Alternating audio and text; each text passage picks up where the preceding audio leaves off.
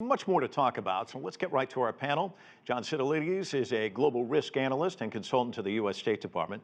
Liang joining us from Portland, Oregon. She's an associate professor and the head of the Willamette University's Department of Economics. Gong is with us here in Washington, D.C. as well, here on our set. He's an economics professor at the University of International Business and Economics in Beijing. And Soo Kim is a former CIA North Korea analyst. She's currently a research analyst at the Center for Naval Analyses. So why don't we start with you, Soo? Kim Jong-un said, as we heard in that clip, I never expected to meet you at this place. Let's listen to a little bit more of what he had to say about this historic moment. Let's listen.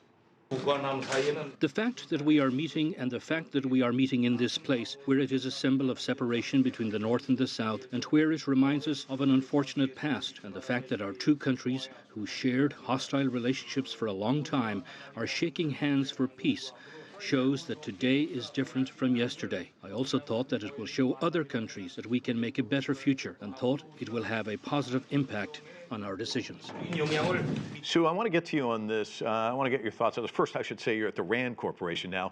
What about this invitation and this historic moment? Talk to us about it. So this invitation came pretty last minute. President Trump tweeted and said, if I happen to be in the area, if Kim Jong-un sees my message, maybe we can get together and chat. And this evolved 33 hours later into a 53-minute conversation between the two leaders, none of which was actually disclosed except that they will be holding working level talks. Now, it's historic in the fact that it might go down in history as perhaps another U.S. failure to bring North Korea to denuclearize. From Kim Jong-un's perspective, it's historic because again and again, it's bringing the United States into accepting North Korea as a nuclear power state without really lifting a finger. So he had President Trump cross the DMZ, do a photo op with Kim Jong-un, and then they met at the DMZ and they held a 53-minute conversation, and nothing really came out of it. And now we're thinking, this is going to be a momentum to building, a path toward denuclearization, where there was actually nothing of substance to really support that. We'll get more to that in just a minute, but I want to get the President of the United States comments for you as well. But John, I'd like to ask you about this op-ed piece in the Wall Street Journal says this about President Trump, and I don't think anyone's going to disagree with it on our panel. He believes in personal diplomacy and showmanship above all in foreign policy. Here's what the U.S. President had to say about this historic moment. I think the relationship that we've developed has meant so much to so many people. And it's just an honor to be with you, and it was an honor that you asked me to step over that line, and I was proud to step over the line. I thought you might do that. I wasn't sure, but I was ready to do it, and I want to thank you. It's been great. It's true. He really does believe in this kind of showmanship, kind of the surprise element, personal diplomacy, this relationship thing. But there's a big difference between being a reality TV show and the President of the United States. Reality TV show, it's all about the ratings. President, it's all about the results. And this is the criticism we just heard here. Is that a legitimate criticism? I think the way to look at this is really through the prism of the president looking at the past failures of the United States and the so-called international community to bring about the resolution that most countries had sought in North Korea. And his thinking was, why am I going to do everything that past presidents and other world leaders have done and failed to accomplish the intended goal? I'm going to do things unconventionally, in an unorthodox manner. I'm going to do things very differently. And we all know he prizes himself as a master negotiator. Now, part of this involves TV and global communication strategy. But I think there really is a sincere effort over here to demonstrate to Chairman Kim that there's a level of trust building and of respect, right? He doesn't call him Rocket Man anymore. He and all of his top aides call him Chairman Kim. And I think there really is a different material, substantive process at work here, in addition to the global communication strategy played out over the weekend. And John, a lot of people making the comparison with Nixon going to China, Chairman Mao. But there's a difference. I mean, Henry Kissinger laid the foundation for all of that. He was by his side throughout. His national security advisor was kind of jettisoned to Mongolia. and Jared and Ivanka are there. There's been criticism about that too, about how legitimate is this? What do you think the take is? Well, I think there's a fundamental difference here. The difference is that at the time, when Nixon visited China, there's a true underlying design from the Chinese side to establish a relationship with the United States. But when we talk about denuclearization on the part of North Korea, I'm not sure. I think all evidence are pointing to the fact that they can keep these nuclear arsenals, and the United States is never going to recognize in public that the North Korea is a nuclear power. But I think we have to all acknowledge that in a de facto manner, North Korea is a nuclear, I'm not sure the power is a nuclear state country now. So I'm very skeptical of the fact that, of the theory that North Korea is going to go back and dismantle everything. I mean, I've talked to people and they told me that they're not doing that at all. I'm not sure in the future they're going to do this. And I think, if you ask what is the purpose of President Trump, I think his purpose is probably really trying to, I think one of the purposes is absolutely about winning the Nobel Peace Prize. Mm-hmm. He has averted a real war with respect to Iran a few weeks ago. And that's a fact, we know that. And I think this effort on his part represents another step closer to that goal. So I think the objective is more than just about North Korea denuclearization, which is a grand objective. I think in the short run, he's really serious about winning the Nobel Peace Prize here. Sue, I saw you shaking your head. I mean, there's been a lot of people who said he wants to get everything that Obama got. Obama got the Nobel Peace Prize. He wants it as well. You think that's what's behind all of this? I think there's a lot of factors at play. So the Nobel Peace Prize is one factor. The other thing is the presidential election. So we're gearing up for campaign season. So he's viewing it as a way to sort of blunt the criticism of his Democratic opponent, to say that the North Korea problem actually has been not solved right away, but at least steps towards mitigating the problem. To say that there have been no nuclear and missile tests for the past 18 months. When in fact, you saw that in May that they had conducted 2 missile tests that were just below the threshold of actually getting criticism from the United States and other partners, to call out North Korea for failing to hold its end of the implicit agreement. So that's at play, the legacies at play, and also relations with South Korea as well. Yan Liang, I want to get you in on this conversation as well.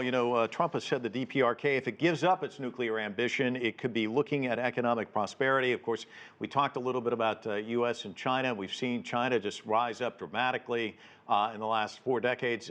Give me your sense of how long a curve that is for the DPRK to kind of turn the corner. I mean, in terms of what we saw with China, what's it going to take for the DPRK to see that kind of economic evolution?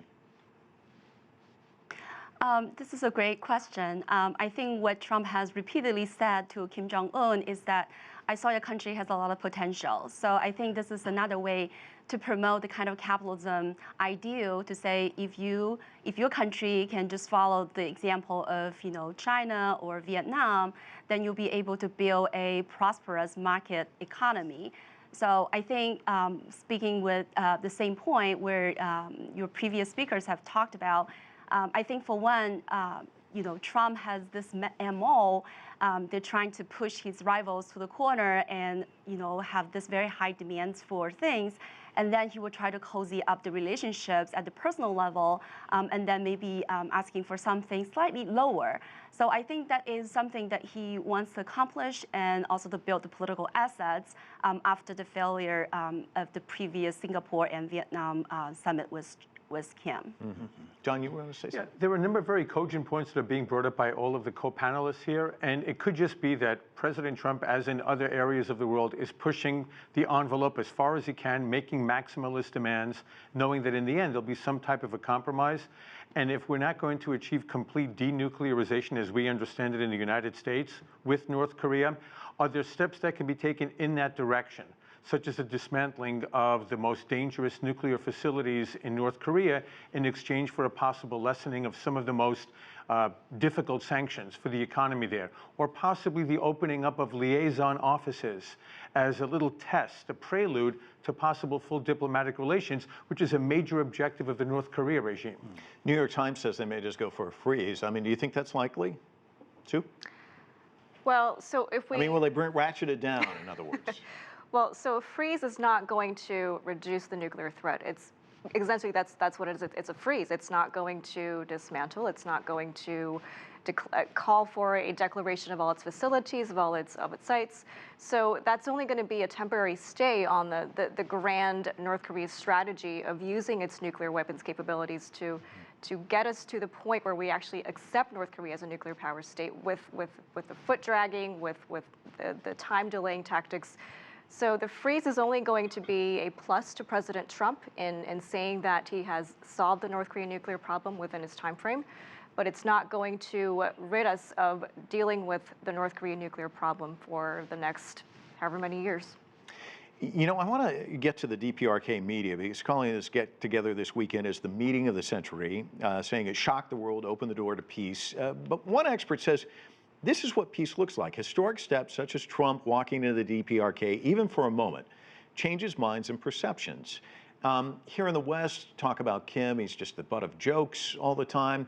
And in the DPRK, Americans are described as jackals or wolves. If nothing more than anything else, if perceptions are changed here in the West and in the DPRK, those are good things, right? Liang, I saw you kind of nodding your head. Why don't you jump in? I think perception is important, but I think what Trump has done so far is really just to build up the symbolic value of all these diplomatic channels. I don't think he's able to really accomplish, all of the things that he seemed to promise. I think, well, we'll see, but I really feel that, a lot of what he has done is probably trying to amend his sort of reputation. I think a couple of weeks ago when he called off the strike on Iran, somehow shows the dovish aspect of him to the rest of the world. So I think, like you said, some unpredictable, some unconventional, unorthodox move on his part is, towards that goal. John? I think we also need to be careful, Mike, that we're not looking at this through the lens of the U.S.-North Korea relationship from a purely bilateral perspective. Remember, he went to North Korea after a meeting with Xi Jinping in Osaka. And China is going to play a very important role here in persuading North Korea to move in any particular direction. So I think there could be an important trilateral direction here that we need to be looking at in the years ahead as well. And John, why don't you go to that point as well? Because before the G20, of course, Xi Jinping went to Pyongyang. Well, I mean, he got a huge reception in Pyongyang. Not many people, important people, visit Pyongyang these days, and he is probably one of the only people, dignitaries who visited Pyongyang. And I think China, by that visit, wants to make a statement that China does want to play a more important role in the U.S. and North Korea negotiations, not just, as you said, between the two countries, a bilateral relationship. It's several countries involved here. So I think China does want to play an important role. The question whether China wants to sort of take this position as a bargaining chip with the United States in a trade talk, that I'm not sure. It's a I think overall, China is in the interest of seeing a denuclearized Korean peninsula. So I think on that part, United States and China are in the same camp. We have common interests here. And it benefits them. They're in the neighborhood. Sue, let me ask you about this. Anna Fifield is out with this book about Kim Jong-un. It's called The Great Successor. But one of the things I've heard in several interviews with her that I thought was really interesting, she says Kim is bolder and more unconventional than his father and grandfather. He sees Trump as unconventional, willing to take more risks like himself, sees someone very much like himself who's not listening to advisors, going with his gut. Is that a recipe for these two to actually come together on some sort of agreement, do you think? Because they are unconventional. Well, I think that personalities and the friendly relationship, the exchange of letters between President Trump and Kim Jong-un can only take us so far because despite the two leaders being unconventional, despite the two leaders having similar characteristics, at the end of the day, it's about substance. And North Korea, no matter who it is, they have a long-term strategy of holding on to their nuclear weapons capabilities so that they can extract concessions from the United States, so that they could basically bully the South Koreans into taking their stand, and eventually bringing us to the point where, once again, we accept North Korea as a nuclear power state. And eventually, if this happens, is to essentially reduce the presence of U.S. troops in South Korea so that under an ideal situation, the North Koreans and the South Koreans would unify under a North Korean rule. So to talk about substance as, as being dependent on the personalities of two leaders, it's an interesting look. It's a way to analyze the dynamics in the short term, but I don't think in the long term it's going to be sustainable. Well, let's talk about something else that emerged from Asia, of course, the G20 and this temporary truce. Let's listen to how the Chinese Foreign Ministry spokesman framed things. The two sides announced to restart the economic and trade consultations on the basis of equality and mutual respect. We believe that as long as the two sides follow the principles and directions determined by the two heads of state, expand cooperation based on mutual benefit, manage differences on the basis of mutual respect, and properly settle all the problems that exist or are likely to crop up in bilateral relations, there is hope of a long-term and steady growth of the U.S.-China relations and of more benefit to the two peoples and the people of the world. John Gong, break it down for us. What does this truce mean for China? I think it means that both sides are going to come back to the negotiating table. I mean, if you look at what the status back in May or in April, there's actually, as President Trump said, there's 90% is already accomplished, right? There's only 10% that's not being negotiated out yet. And these are the three things that Vice Premier Liu He said before he went back to Beijing when he was visiting Washington, D.C. during the 11th round of negotiation. And if you look at the issues he raised, these are actually not substantive issues, in my opinion. The issues are mostly about enforcement mechanism and not so much about the structural changes the United States demanded during the trade negotiation, as reflected, for example, in Ambassador Leiser's Section 301 report. So the issue is really about the enforcement mechanism, and enforcement mechanism has to be, in a way, not to infringe upon China's sovereignty, not to implying this agreement being lopsided, sort of humiliating China and the infringe upon China's sovereignty. That's what the spokesman was talking about. Has to be on equal basis, has to be on equal footing, and that's what he really means. Mutual respect. Mutual respect, A lot of that exactly, as well. yeah. Yan Liang, I want to play some sound from the U.S. president, and I want to get your reaction to this. We agreed that I would not be putting tariffs on the $325 billion that I would have the ability to put on if I wanted. We did discuss numerous other things. We mentioned Huawei. I said we'll have to save that till the very end. We'll have to see. One of the things I will allow, however, is a lot of people are surprised. We send and we sell to Huawei a tremendous amount of product that goes into the various things that they make, and I said that that's okay, that we will keep selling that product. These are American companies. These are American companies, he said. But, I heard a supporter of his on the radio today bemoaning this because the administration's really been strong-arming Europe and European countries, saying you got to stay away from Huawei. And then now they say, oh, we'll do business with Huawei. It's kind of mixed signals, isn't it? Yeah, to some degree, I think so. So a lot of the commentators said that China won big on this G20 summit with the meeting of Trump because China got what it wanted. The new rounds of tariffs put on hold, and Huawei restriction was eased. But I think we need to look at this in a more careful way. So for one, the current 25% tariff rate on the $250 billion Chinese imports is still in effect. And China promised to buy more agriculture products, which China in the past bought about 60% of the U.S.'s agriculture exports to the tune of $26 billion, and now it's only $6 billion. So I think China promised to do a lot, and not to mention, China has tried to stabilize its currency value and so on and so forth. But I think we should not overstate, what China gained from this. Because the ease of the restrictions on Huawei still doesn't remove Huawei from the entity list. All Trump promised to do is simply to maybe allow for more licensees for companies to sell to Huawei, and that's to the benefit of the U.S. companies. And I think most importantly, the U.S. is not asking less from China at this point. I think the negotiations will be still long and winding. And we talked about there's only 10% left to be done, but I think the 10% is really the most vexing issue when it comes to enforcement mechanism. The U.S. Wants to keep the unilateral imposition of tariff on China as enforcement mechanism, and China finds that identifying. I don't think there's an easy way out on this particular point. John, so far 15 European countries have signed on for pilot projects with Huawei. I'm sure today they're scratching their heads saying, what gives? I think this is going to be a complicating factor for President Trump, the administration, in the days ahead for precisely the reasons that you lay out here. The president has stated that he's going to be isolating those limitations as it pertains to Huawei going forward on those that affect the national security of the United States. How you persuade our European allies to similarly isolate those limitations to just those areas when we've been undergoing a months-long campaign to completely blacklist Huawei in all of these major European countries. And it's very important symbolically also, but in a tangible way, in the Trump-Xi Jinping relationship, because let's be honest, Huawei is the jewel corporation for China on the global multinational level. It's a $48 billion revenue company, and I think the estimates were that if there was a complete blacklisting by the United States per the original Trump policy, it could cost Huawei $30 billion a year, crippling the company. So it's very serious for Xi Jinping.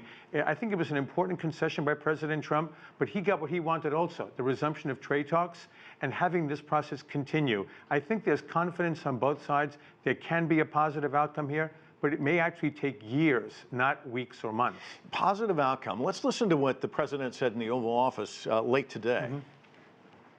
China we had a surplus, meaning they did on us, of $507 billion. It's been hundreds of billions of dollars a year for many, many years. So obviously we can't make a 50-50 deal. It has to be a deal that is somewhat tilted to our advantage. And if we're not going to do that, we're taking in a fortune from tariffs. And unfortunately, we're hurting China by doing that because many of their companies are leaving and going to a non-tariff state. John Gong, I want to get your thoughts on that because, mutual respect, we hear from China a lot of times win-win. He's not saying win-win, he's saying win-lose, isn't he? Well, I think in his mind, trade deficit is trade loss. I mean, he always interprets that way. To some extent, I think what he pointed out is actually happening. Many companies in China actually moving out of China. They include American companies. They also include Chinese companies. But they're actually moving out of China not necessarily because of this trade war. I mean, you have this outward FDI moving out of China already happening. Regardless of this trade war. That is because manufacturing clustering is not going to stay in a country forever. I mean, historically moved from Europe to North America, and from North America to Asia and to China. And now, these manufacturing activities are moving out of China anyway. So I think what he's saying is partially true, but not necessarily motivated by the tariffs alone. Okay, but I think some of his advisors thought of trying to break up this global value chain network, trying to whip those American companies operating in China out of China, going back to China, going back to the United States, sort of bringing a war in a commercial sense. That's not going to happen. It's just very, very difficult to break up this value chain. And I think the end result is probably may not be very advantageous to United States interests. For example, let's talk about Huawei.